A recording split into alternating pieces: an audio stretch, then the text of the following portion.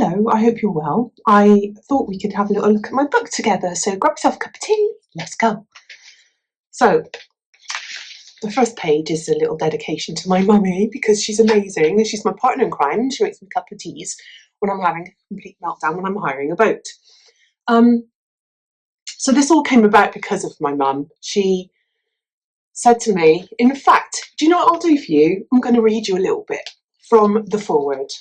And it says, Mum said, let's do something we've never done before for my birthday. How about a narrowboat holiday? To which I replied, yes, brilliant. How hard can it be? Dear reader, it can be quite hard. And it is so rewarding, I cannot tell you. So if you are considering hiring a narrowboat for a holiday, do not be scared because you get loads of tuition.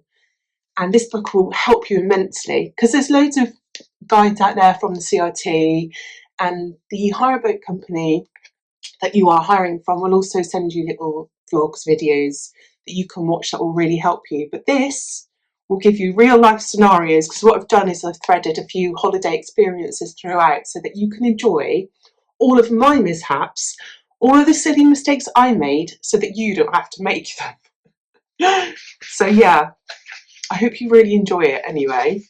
So we have a little introduction, and then let's see what else we've got. Living in a tiny home.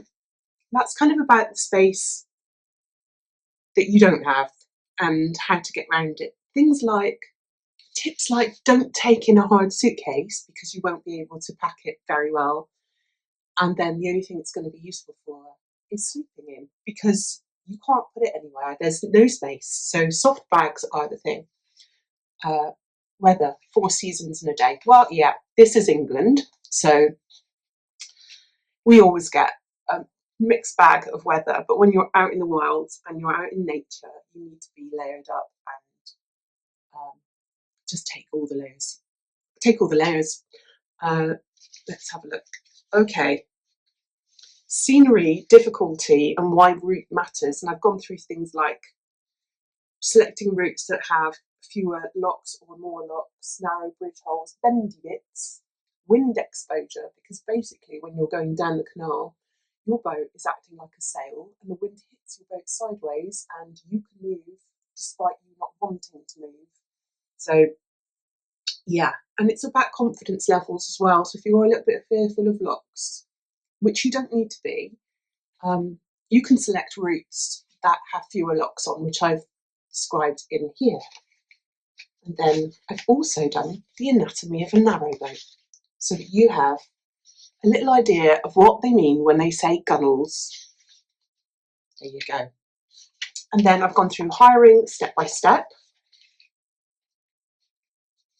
How early should you book? Things like peak and off-peak prices and what affects the price. Boat sizes explained. You might want a longer boat. You might think you want a longer boat. What you might need is actually a shorter boat. And then maps, c'est moi. And what else have we got in here? We've got loads, just full of really good stuff. There's budgeting. Here we go. This is one of my stories from my canal boat travels. The very first time I hired an ABC boat from Llangollen in Whitchurch, which is where the breach happened recently. And it tells you exactly what happened on my travels. I won't spoil the details for you because it is very funny. And yeah, I just hope you really enjoy the book, because I really enjoyed writing it and I did laugh out loud quite often. So I'm just really hoping that even if you know about boating and you've been on quite a few hire holidays, I'm really hoping this just makes you chuckle. So yeah, let's have a look. 7 Wonders of the Waterways, talking about those. Stress and anxiety. Gongoozlers. I won't tell you what they are if you don't already know. You need to find out. It's a great thing. Gongoozling is a wonderful thing. What else have we got? Oh, canal etiquette and safety. So quite often these things aren't written about in the official guides. So I've written down a few golden rules for you that you obviously don't need to follow, but it's going to make your life a lot easier if you do. Things to do on rainy days. So obviously you're not going to dissolve, and you might want to still get out there and get your boat moving, which is absolutely fine. But you need to think about, what if it's really hammering it down and you just want to stay indoors for the day and enjoy your holiday in what is essentially a very long corridor. Food and cooking on board, dog-friendly narrow boating. There's a few interesting little facts and tips for you there. And then, like I said, sprinkled throughout is a few holiday experiences, lovely photos that I've taken, a few sensible rules. But again, it's not the stuff you're going to find in the official guides. But I hope you do find it useful. Incidents that have happened to me.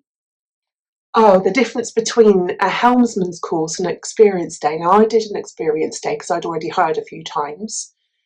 However, helmsman's course has a different value to it, and it's longer, takes longer to complete. But I go through the detail in here, so you might find that quite useful. And I think it's a really good idea to get a little bit of training under your belt before you go off and you hire a boat. And then I've got a whole chapter on things I wish I'd known before setting off. Yeah. And I've also got little holiday guide checklists in the back as well for different things. And then a little bit about me and how to stay in contact, and then my YouTube channel, which is Narrowboat Bristol Belle. So please go on over there and stay in touch with me. And if you are hiring, I'd love to know how you're going to plan your holiday and all the things that you foresee, and then what actually has happened on your holiday. And please stay in touch and let me know if you enjoy my book. Au revoir.